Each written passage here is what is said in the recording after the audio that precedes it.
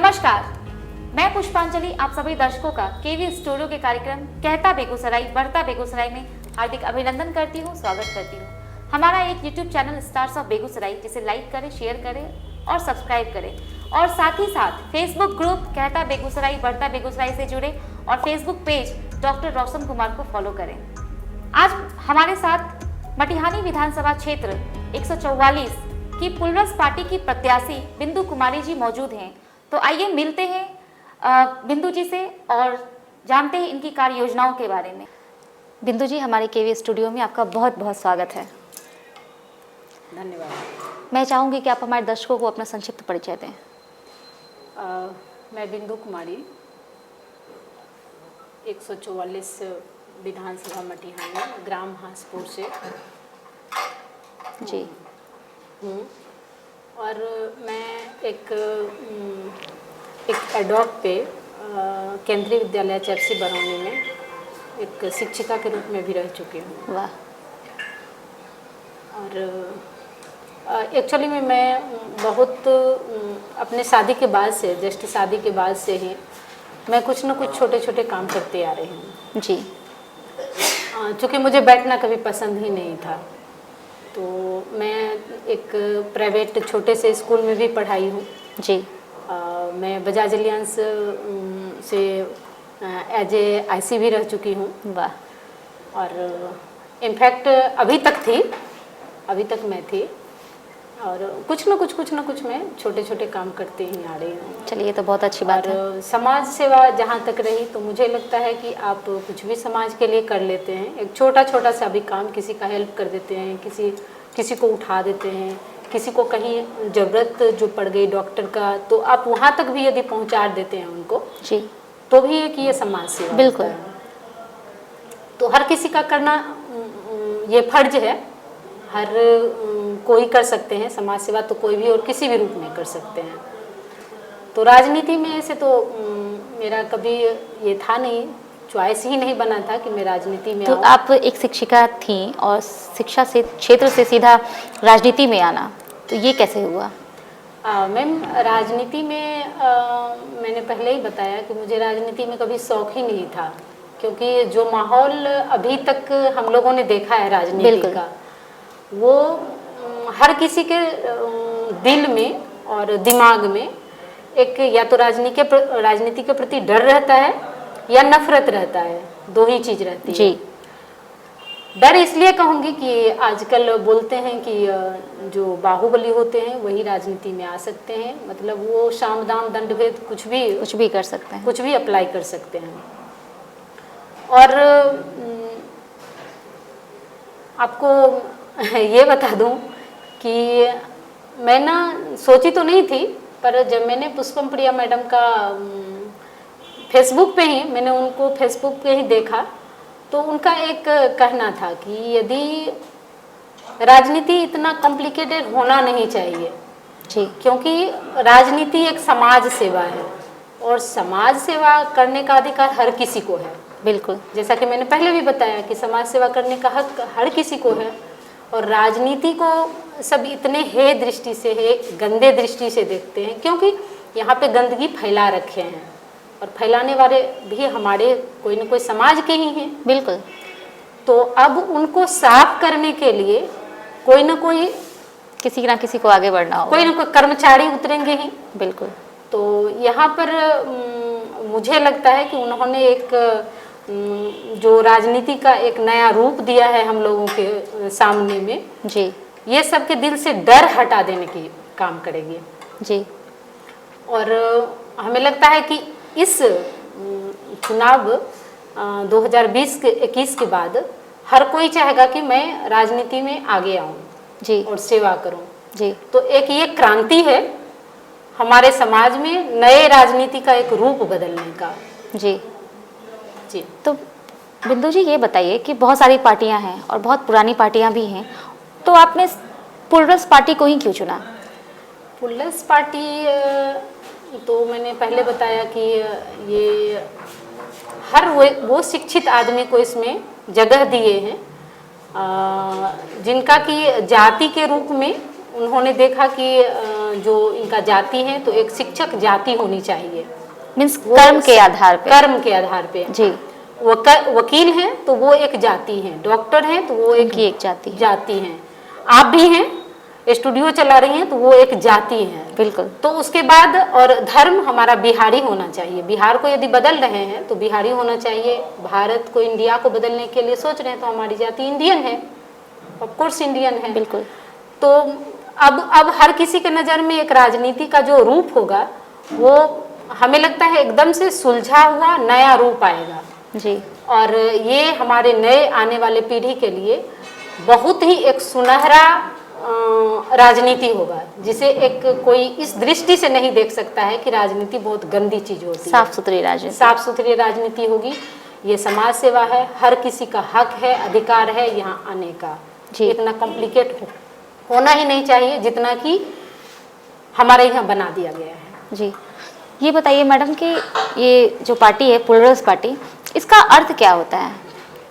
Plurals का अर्थ हुआ जैसे कि बहुजन, मतलब सबको साथ लेके चलना। जी। जहाँ मैं जाती हूँ तो कभी कभी कोई बोल देते हैं कि ये सिंगुलर और प्लुरल्स है, तो मैं बता दूं कि वो भी प्लुरल्स हो तो वही है, दो या दो से अधिक। जी। हाँ, बिल्कुल। तो ये भी वैसे ही है। ये मतलब बहुजन यानी सबका शासन होनी चाहिए, वो सबका अधिकार होना सबका अधिकार है, सबका शासन है। राजनीति में सबका शासन होनी चाहिए। जी। ये तो इसका मतलब यही है, सबको साथ लेके चलना। आप अपने विधानसभा क्षेत्र में मूल रूप से किन किन समस्याओं को देखती हैं? समस्या की तो बात करें तो समस्या को छोड़ के तो दूसरी चीज दिखती नहीं है। जी।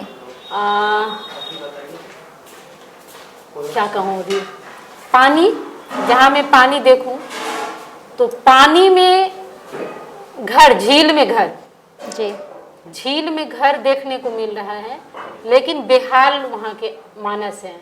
ऐसा नहीं कि हम कहीं जा रहे हैं शौक से झील में घर बनाए हुए हैं। जी। पैसे वाले झील में घर बनाते हैं, यहाँ पे बदहाल झील में घर बनाने को मजबूर है। जी। तो बाथरूम के नाम पे अब आप ये बताइए, जिसके घर में कमर भर पानी हो वो बाथरूम कहाँ जाएगा? जी बिल्कुल। उसका जो बाथरूम है वो टूट चुका है। अभी न्यू जो भी हमारी सरकार, पिछले की सरकार या अभी तक की सरकार जो भी उनको प्रोवाइड किए हुए थे इंदिरा आवास के तहत, जी, वो सारा तो वो टूट चुका है। ना घर बचा है, ना बाथरूम बचे हुए हैं। बेरोजगारी रही तो युवा वर्ग में देखने को मिलता है।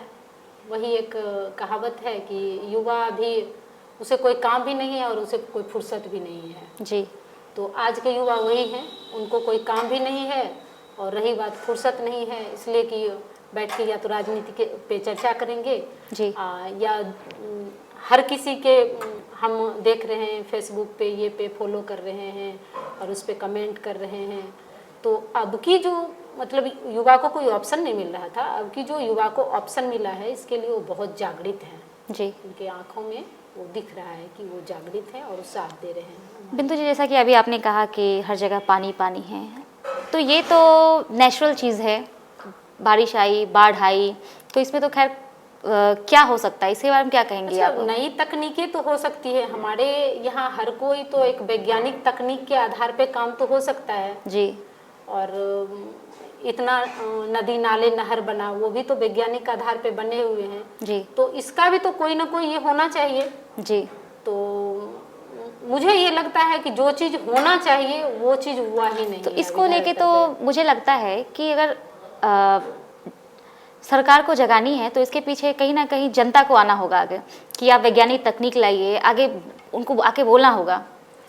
तो वही लेके हमारे प्लुरल्स पार्टी आई हुई है, वही लेके आए हैं और जनता में जागृति है, खास करके नवयुवक में जागृति है जी। और वो इस चीज़ को समझ रहे हैं और ऊपर में जाके नीचे सारे जो अलग अलग चेहरे बने हुए हैं और ऊपर जो रिमोट कंट्रोल एक के हाथों में रखे हुए हैं, तो वो सारे हमारे जनता अब समझ चुके हैं। तो उनको एक नया चेहरा चाहिए था जो पुष्पम प्रिया मैडम ने दी है जी, एक प्लुरल्स पार्टी के रूप में।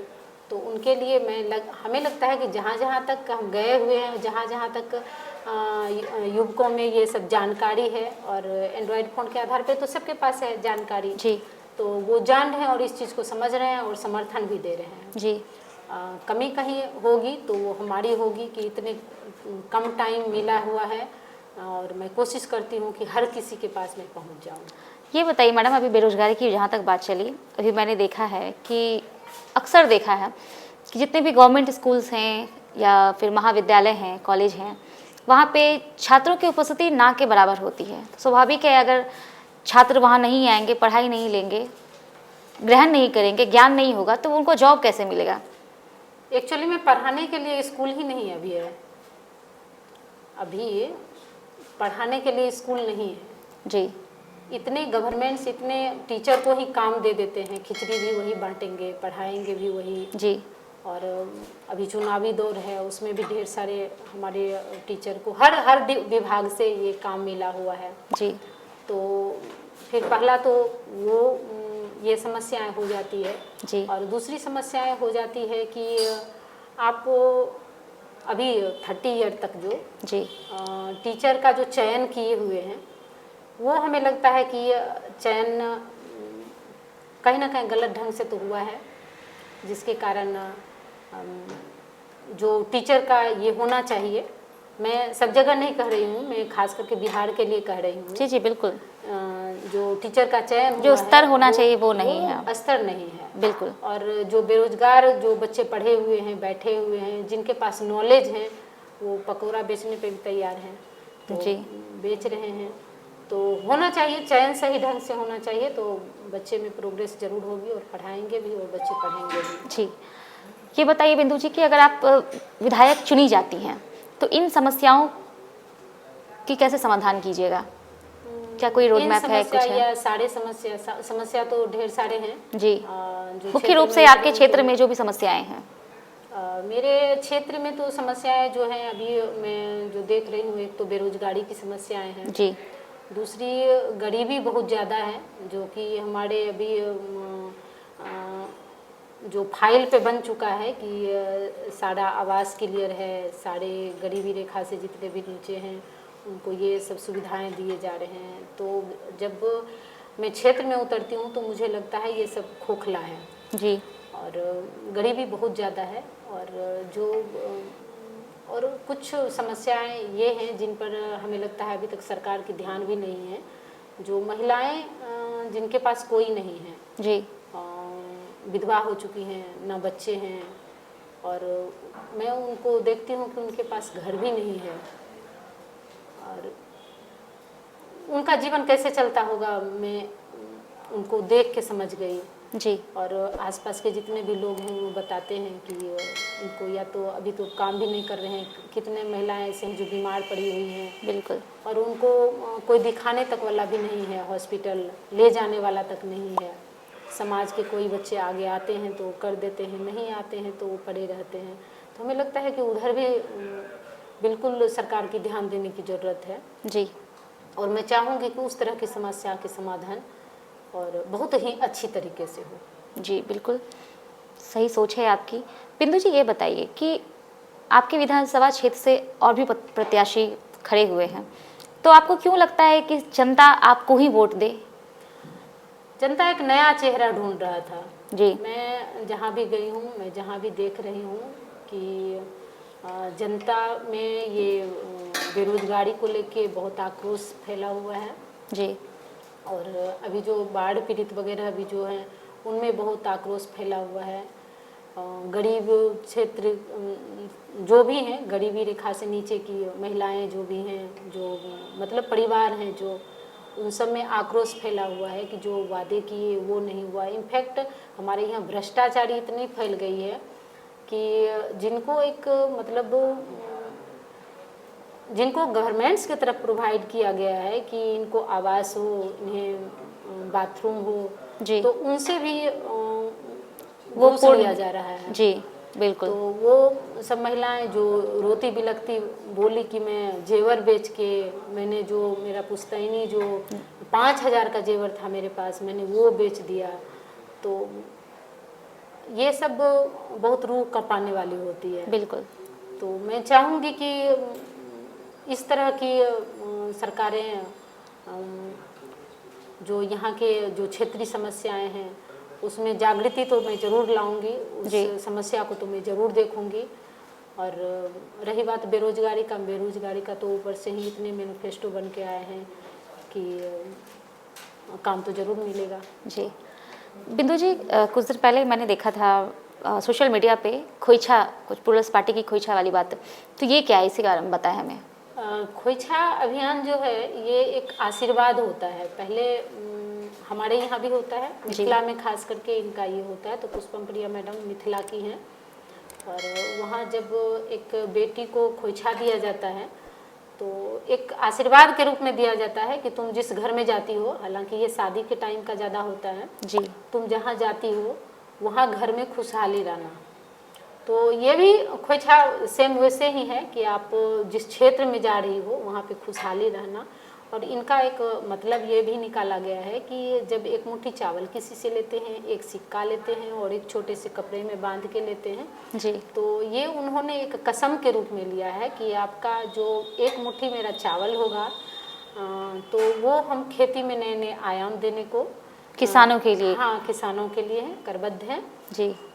1 रुपये का जो सिक्का होगा वो इंडस्ट्रीज को ओपनिंग करने के लिए और वर्क देने के लिए जी, हम करबद्ध हैं जी, और कपड़े जो हैं वो टेक्सटाइल्स के लिए जी। हम आपको वर्क देंगे, काम देंगे, खुशहाली लाएंगे। और इसका खोइछा चलिए, ये तो अभियान का बहुत ही मतलब है। अच्छी सोच है प्लूरल्स पार्टी की, जो खोइछा अभियान को एक वचनबद्ध तरीके से लिया है। ये बताइए मैडम कि प्लूरल्स पार्टी अगर जीतती है तो उसकी क्या कार्य योजनाएं हैं, अगर जीतती है तो कार्य योजनाएं तो क्या होंगी? बहुत ही बड़ी है, बहुत ही अच्छी है। और जी। सबसे पहले कि वो नीचे धरातल से ही सोच के उठी हुई है।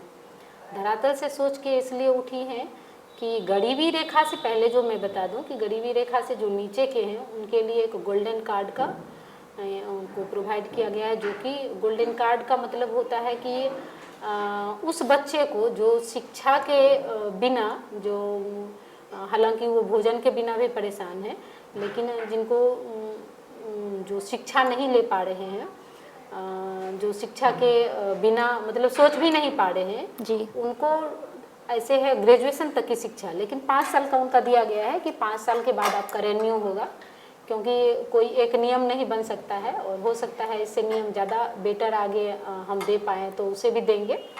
तो अभी है कि उसको फ्री ऑफ कॉस्ट शिक्षा दिया जाएगा, फ्री ऑफ कॉस्ट स्वास्थ्य सेवाएं दी जाएगी। वाह।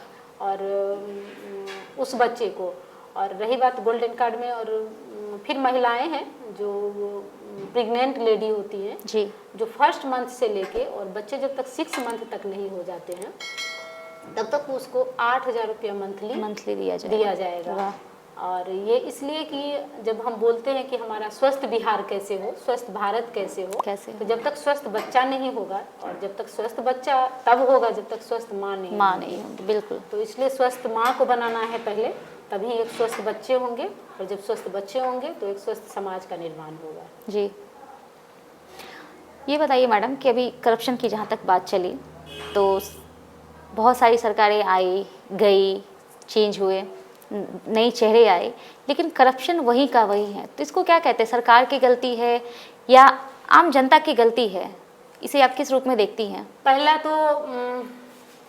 पहला तो मैं ये बताऊंगी कि करप्शन की जहाँ बात है वहाँ 30 ईयर से लें तो 30 ईयर लॉकडाउन, हम लोग अभी हर एक बच्चे के जुबान पे लॉकडाउन है, बिल्कुल। और लॉकडाउन का मतलब सब समझ गए हैं। अब जो ये 30 ईयर्स की लॉकडाउन है इसे भी बच्चे लोग अच्छी तरह से समझ गए हैं, युवा पीढ़ी तो खास करके, कि रियली में ये 30 वर्ष से लॉकडाउन लगी हुई है, जो कि रोजगार के नाम पे कितने ठगा जा रहा है जी। और तो 30 ईयर की लॉकडाउन इसको पहले तोड़नी है। और रही बात करप्शन की, तो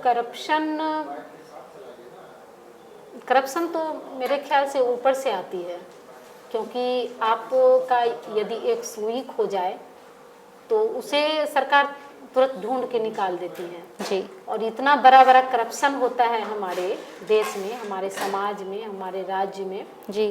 तो वहाँ यदि हमारे सरकार चाहें तो करप्शन बंद कैसे नहीं हो सकती है। जी। अभी हमारे यहाँ शराबबंदी हुई है, लेकिन क्या रियली में शराबबंदी हुई है? और होम डिलीवरी हो रही है अभी। बिल्कुल। तो बच्चे को क्या होता है ना कि पहले तो थोड़ा शर्म हया से भी नहीं पीते थे, ठेके पर क्यों जाऊं, अब तो होम डिलीवरी होती है, अब सब चाचा भतीजा बैठ के पी सकते हैं। तो करप्शन तो ऐसे ही बढ़ रही है। और मेरे ख्याल से, मैं जहाँ तक बता दूं, क्यों मैं स्वास्थ्य विभाग से भी रिलेटेड हूँ जी। तो मैं बता दूं कि हमें लगता है कि जब आप किसी को बहुत ज़्यादा कोई चीज़ प्रोवाइड कर रहे हो, चाहे वो बहुत मीठा हो या बहुत तीखा हो, तो वो एक जाके जहर ही बनता है। बिल्कुल। तो होम डिलीवरी अब अपने अपने अनुसार, अपने अपने पॉकेट के अनुसार सब उसे खरीद रहे हैं, सब पी रहे हैं। जी। तो जो ज़्यादा पी रहे हैं वो मानसिक रूप से भी बीमार हो रहे हैं। जी। तो करप्शन तभी होगा जब आदमी यहाँ से अपना दिमाग को इस्तेमाल, अगर हर इंसान अपने बारे में सोचे कि नहीं, मुझे करप्ट नहीं होना है, भ्रष्टाचार मुक्त रहना है, तो मुझे लगता है कि कहीं ना कहीं ऊपर भी इसका असर होगा। बिल्कुल होगा। अब युवाओं में मैंने ये देखा है कि बहुत 30 साल से बहुत युवाओं को बहकाने की कोशिश की जा रही है, लेकिन युवाओं में रियली में ये जागृति आना शुरू हो गया है जी। कि हमें ऊपर से ही इस चीज़ का ये दिया जा रहा है जी। एक इशारा दिया जा रहा है कि आप आगे मत बढ़ो। तो अब युवाओं में यह जागृति है और हर चीज़ हो सकता है। बिल्कुल। तो युवा का ये मतलब है एक possible नई है, सोच। नई युवा सोच है। आएंगे तो नई सोच आएगी। बिल्कुल सही कहा आपने। एक प्रत्याशी होने के नाते आप अपने क्षेत्र की जनता को क्या कहना चाहेंगी? मैम 2 मिनट कैमरा देखकर। मैं ये क्षेत्र के जनता को कहना चाहूँगी कि आप कोई भी नीचे का मतलब कोई चेहरा और किसी के बल पे, जी। छल बल पे आप सरकार ना चुनें। आप देखें कि हमारी ऊपर से कैसी सरकार का सोच है, कैसा मैनिफेस्टो है और वो क्या कर सकते हैं। तो बस वो चीज़ आप देखें। हमें नहीं लगता है कि और जहाँ तक मैं नहीं पहुँच पाई हूँ उस जनता से मैं अपील करूँगी कि भले मैं अभी आप लोगों के सामने में नहीं पहुँच पाई हूँ और यदि 5 साल तक आप मुझे चुनते हैं तो मैं आप ही के बीच में रहूँगी और चुनाव के ही साथ में मैं नहीं रहूँगी आपके साथ, चुनाव के ही टाइम में नहीं रहूँगी। मैं 5 साल का मतलब 5 साल आप ही की रहूँगी और आपके बीच रहूँगी और मैं जहाँ भी गई हूँ, जिस क्षेत्र में गई हूँ जी, और मैं हर एक क्षेत्र में जाऊँगी और हर चीज़ के लिए मैं आपके बीच रहूँगी और आपके साथ रहूँगी। ये हमारा वादा है। बिंदु जी, अपना बहुमूल्य समय देने के लिए बहुत बहुत धन्यवाद और केवी स्टूडियो की तरफ से आपको अग्रिम शुभकामनाएं और नवरात्रि की बहुत बहुत शुभकामनाएं।